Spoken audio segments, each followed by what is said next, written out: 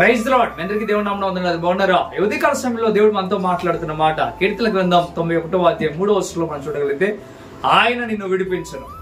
దేవుడు మనల్ని విడిపించేవాడు, పాపము నుండి విడిపించేవాడు ఆయన. ఇదిగో దుఃఖము నుండి, ఇబ్బంది నుండి, మరణకరమైన పడకల నుండి విడిపించేవాడు ఆయన. ఇదిగో దేవునికి వాక్యం చెప్తున్న మాట, మనల్ని విడిపించేవాడు ఆయన. మనుషులు ఎవరు మనల్ని విడిపించలేరు, కానీ దేవుడు మాత్రమే మనల్ని విడిపించగలడు. దేవుడు విడిపించగలడు కనుక దేవుడికి మనం ప్రార్థన చేయాలి.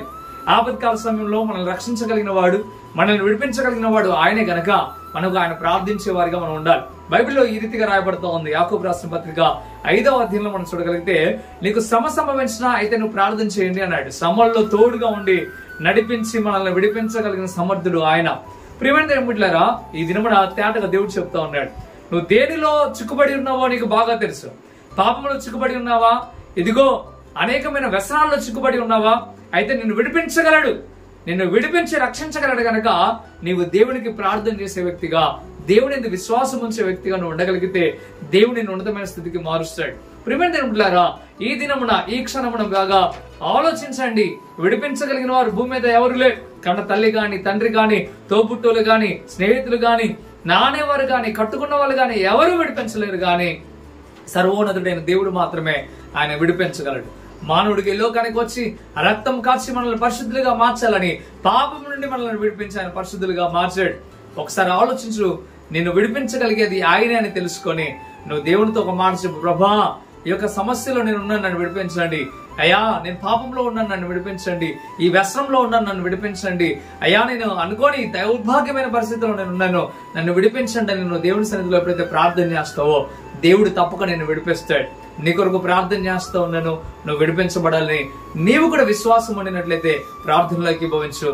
కళ్ళు మూసుకొని, పరిశుద్ధుడా గొప్ప దేవుడా మీకు రక్షణ స్తోత్రం. నిబిడలైన నీ మాటలు విన్నారు. విడిపించగలిగిన సమర్థుడు మీరు ప్రభా, రక్షించగలిగిన వాడవు నీవు ప్రభా. షడ్రక్ మేషక్ అబేద్గోనైనా అగ్ని గుండంలో ఉన్నప్పుడు విడిపించిన వాడవు నీవే. దానియేలు సింహాల్లో బోన్లో ఉన్నప్పుడు విడిపించిన వాడవు నీవే. అయ్యా ప్రతి ఒక్కరినైనా విడిపించగలిగిన సమర్థుడు ప్రభా. పౌలు శీలలో జైల్లో ఉన్నప్పుడు మీరు విడిపించారు. అయ్యా నీ ప్రజలకు ఎన్నో రీతులుగా, ఎన్నో ఇబ్బందులుగా ఉన్న వారందరినీ విడిపించారు. ఇజ్రాయెల్ ప్రజలు ప్రభా, అయ్యా బానిస బ్రతుకులో ఉన్నప్పుడు వారి బానిసత్వాల నుండి విడిపించి మీరు రక్షించారు ప్రభా. అయ్యా మీకు రకలేని స్తోత్రం. ఎన్నో రీతిలుగా విడిపించిన దేవుడా, నీ ప్రజలు ఏ ఇబ్బందుల్లో ఉన్నారో, నీ ప్రజలు ఎలాంటి స్థితిలో ఉన్నారో వారందరినీ కూడా విడిపించమని బ్రతిమలాడుతున్నా. మీకు ప్రార్థన చేస్తే విడిపిస్తారు కనుక ప్రార్థన చేస్తా ఉన్నాం ప్రభా.